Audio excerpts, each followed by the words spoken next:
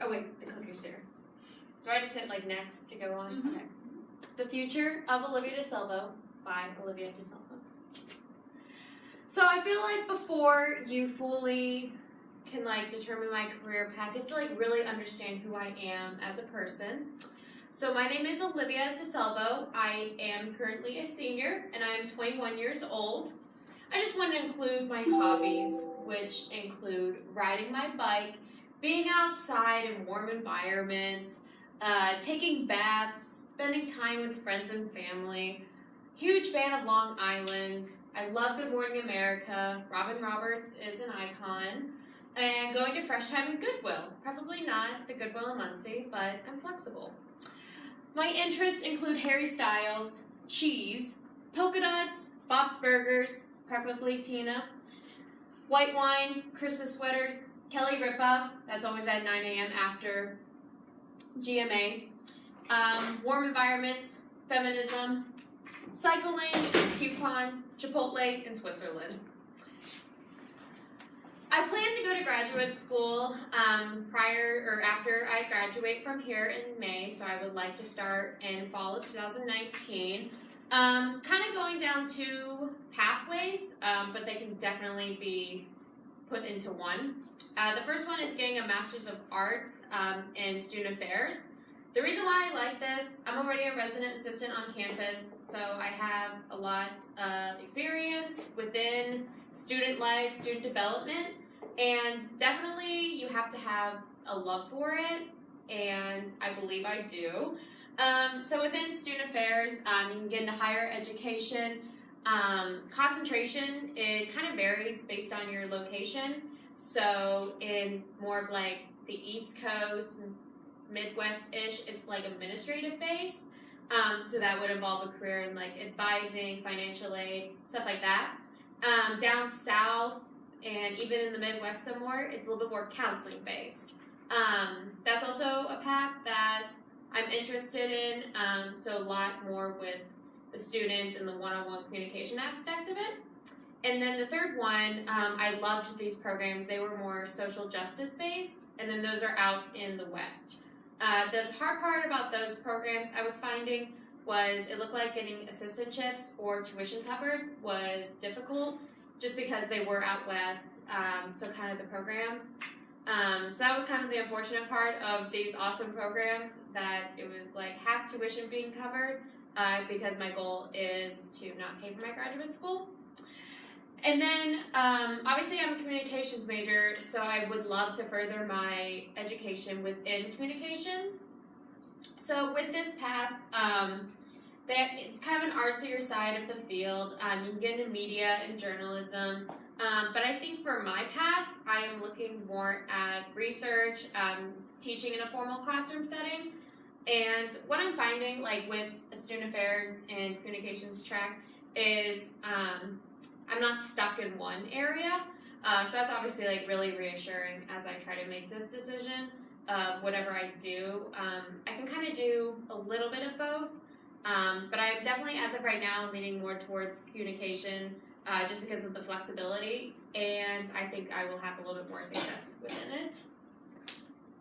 And at Ball State, the program I'm really interested in is the master's degree in communication, liberal arts, and the science. It really drew my attention, talking with different professors after they realized what my end goal kind of was. So there's kind of two paths at Ball State. One of them is more organizational, so it's a little bit more business side to it. If I wanted to pursue something in HR, business side, that'd be a great option. It's designed to teach in a formal university setting or another professional setting. So that's the part that really drew me in. I definitely have a love for college settings and college students. Mainly because I love the motivation behind the student rather than children or high schoolers. It's also they do want to be there, and I feel like you can definitely find the ones who genuinely want to be there and the ones who don't. Along with this program, it is a pathway to a PhD program. That's something I like the flexibility of. However, like, I'm technically not thinking PhD right now. Like, I'm trying to think of, like, just a day in the week, not that. But it actually is, like, really reassuring to me that if I did want to pursue it, they are giving me skills to put me in the PhD path. Some skills that you would have is communicating your ideas, public speaking, persuasion, and creating incentives for communication.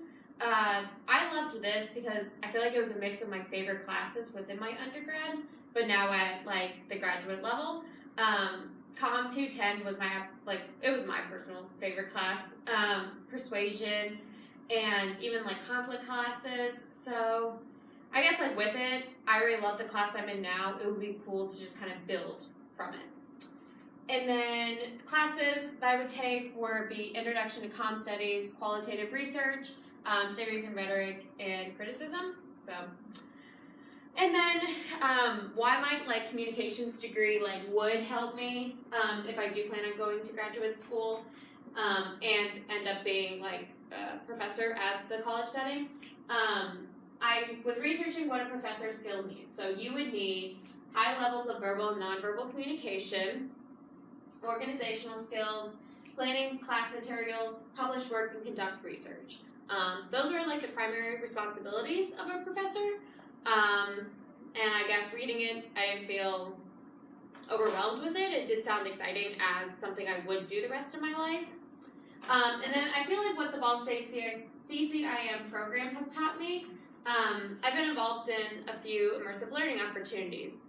So that's definitely, I feel like, been the hands-on approach to research, not technically publishing work, but planning your materials, planning what you plan on accomplishing for the semester or year. The classes we've had are designated around like groups. So I'm personally taking small group decision making, and I have found within like my experience that it actually has been really, really useful to know how to work within a group. I even think communication is such an important aspect because in interviews, they always, not always, but a common question is name a time you had conflict or stress and how did you go about it. And we literally are in a class, for communication and conflict. So we have so much experience to say how we plan on going through conflict because it will happen. We are also, or I've been in a nonverbal class to read people as well, communicate your messages. And I feel like within my future profession, that's so important because what kind of message are you sending when maybe without realizing it? Because we all know nonverbal communication is read. And then, like I said earlier, conflict classes, how to deal with conflict in a healthy manner. And then I just want to talk about my ideal future. So these are the states I would like to live in. I have North Carolina because I need that warm weather, and I'll bring my bike. Washington, I'll probably bring my bike there too. I love the Netherlands. There's more bikes than people. You guys see my theme. And then California.